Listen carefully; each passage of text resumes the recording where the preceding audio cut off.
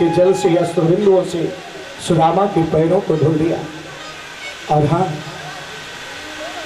आज मानो रुक्मिणी को इशारा किया पंखा डुलाने के लिए।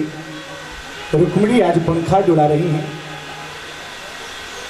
जितने वहां के लोग नर नारी खड़े हैं सभी मानो विचार कर रहे हैं, आखिर इस अवधूत ब्राह्मण ने कौन सी तपस्या किया कि जिसका स्वागत मेरे गोविंद इतना कर रहे हैं। और हाँ, आज सुदामा जी से मेरे गोविंद सुंदर बातचीत करने लगे। सुदामा के लिए एक सुंदर दिव्य थाली आती है भोजन के लिए। सुदामा जी ने कहा मैं अकेले थोड़ी करूंगा। गोपाल बोले मैं तो अभी भी करके विश्राम कर रहा था। बोले नहीं, साथ में करेंगे।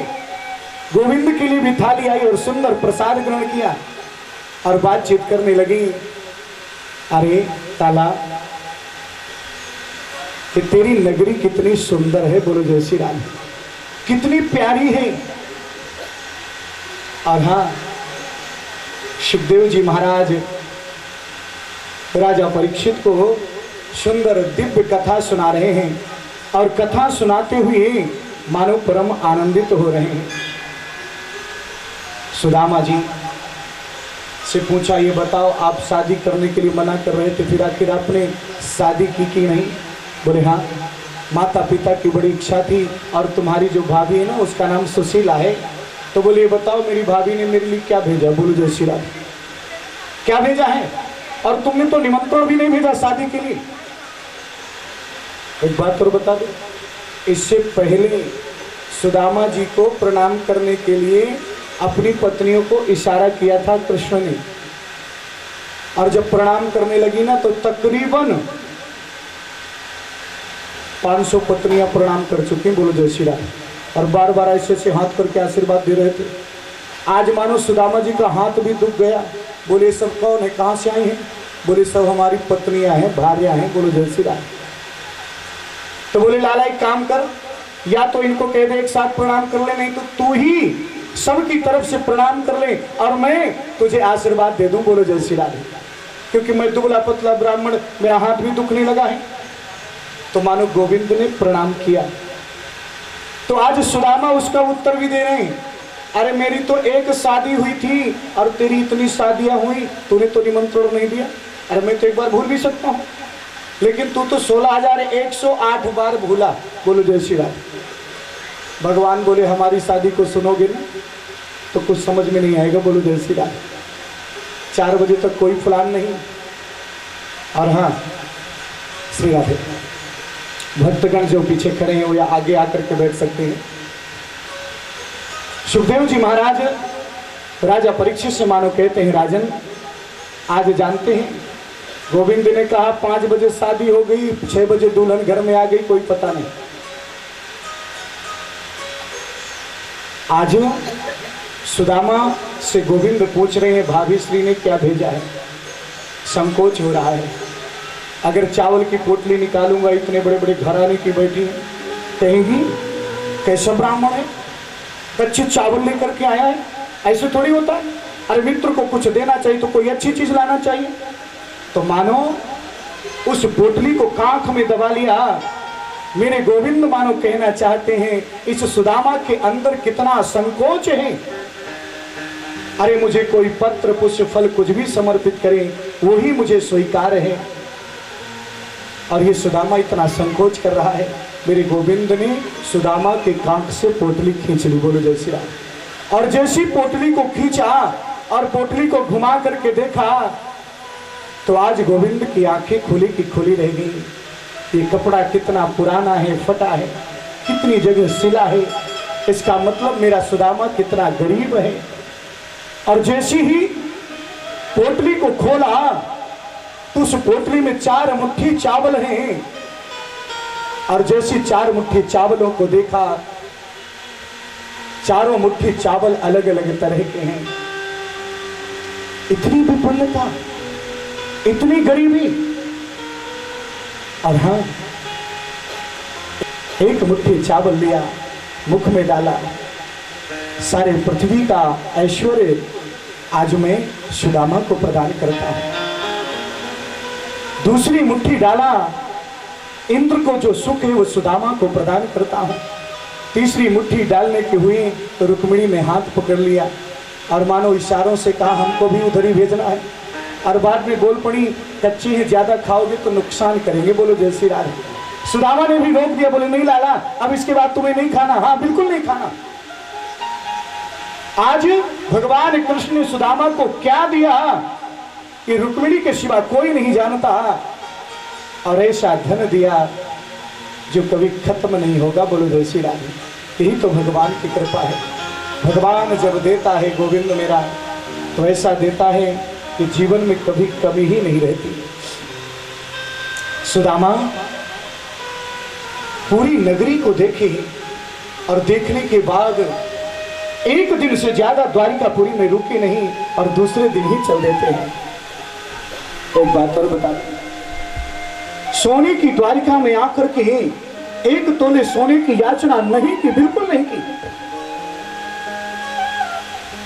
और हां, सुखदेव जी महाराज मानो राजा परीक्षित से कह रहे हैं, राजन आज दूसरे दिन बोल पड़े मुझे चलना चाहिए, चल देते हैं। लेकिन गोविंद का स्मरण करते हुए, रे गोपाल तू कितना दयालु है, कितना कृपालु है, तेरी कृपा का मैं कितना वर्णन करूं कि क्वाहं दरिद्र पापियान को कृष्ण श्रीनिकेतन ब्रह्म बंधु ऋतुष्माहं बाहुभ्यां परिरंभितः। आहा, कहाँ तो तू दयालु। अगर तू दयालु नहीं होता, कृपालु नहीं होता, तो तेरे दरबार में भक्तों की भीड़ नहीं होती। बोलो जय श्री राधे। यही सबसे बड़ा प्रमाण है। और मानो गोविंद की स्तुति करने लगे, गोपाल की। अरे गोपाल, तेरी जितनी भी स्तुति करूं उतना कम है। कृपा की न होती जो आदत तुम्हारी, कृपा की न होती जो आदत तुम्हारी, तो सुनी ही रहती अदालत तुम्हारी, तो सुनी ही रहती अदालत तुम्हारी। कृपा की जो आदत तुम्हारी, कृपा की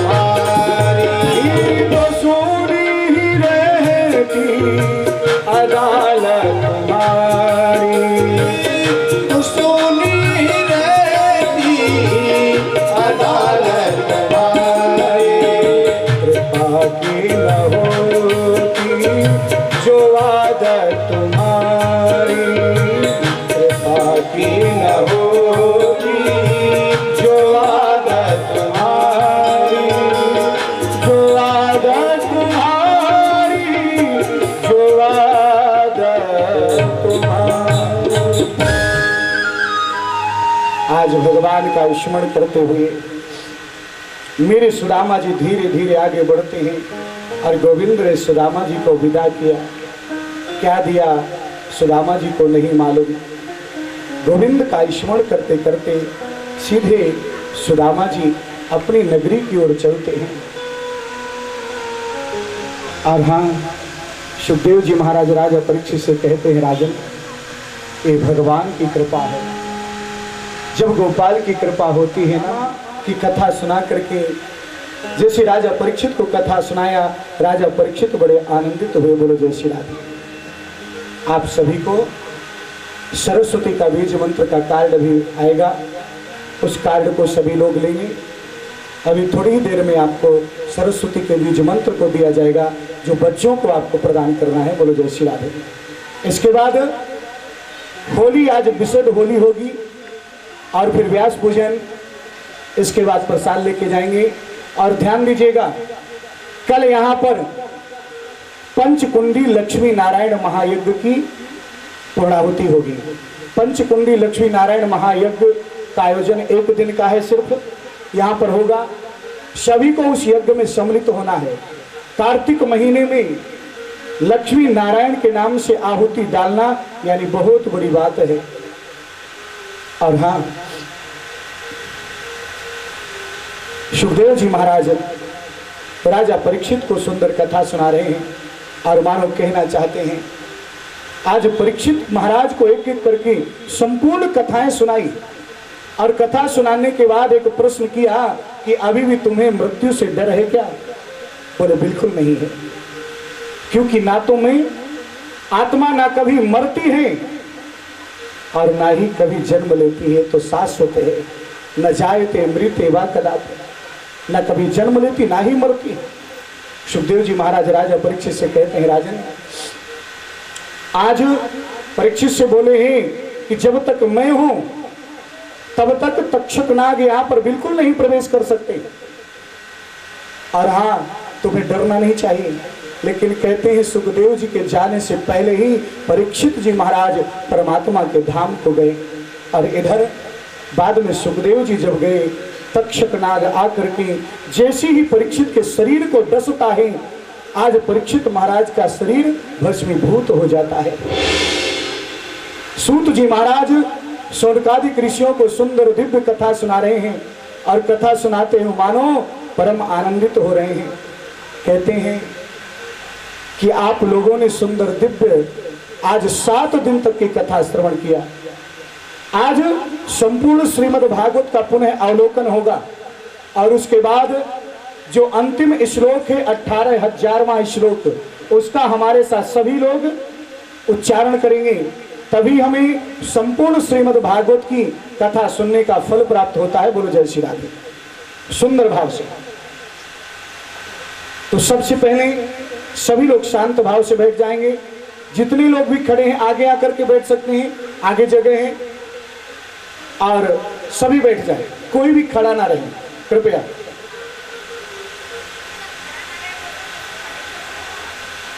और बैठने के बाद ध्यान देंगे, माताएं अपने सर पर पल्लू डाल लेंगी। इसी बीच में सरस्वती का बीज मंत्र भी दिया जाएगा, बताया जाएगा। माताएं अपने सर पर पल्लू डाल लेंगी। भाई लोग भी अपने सर पे रुमाल आदि कुछ हो तो उसको डाल लेंगे श्रद्धा से। श्री राधे।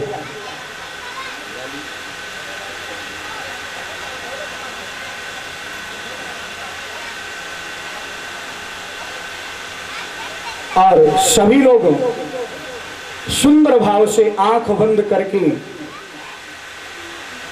चिंतन करेंगे बड़े सुंदर भाव से। आप लोगों ने सर्वप्रथम प्रथम दिन भागवत महात्म की कथा श्रवण किया।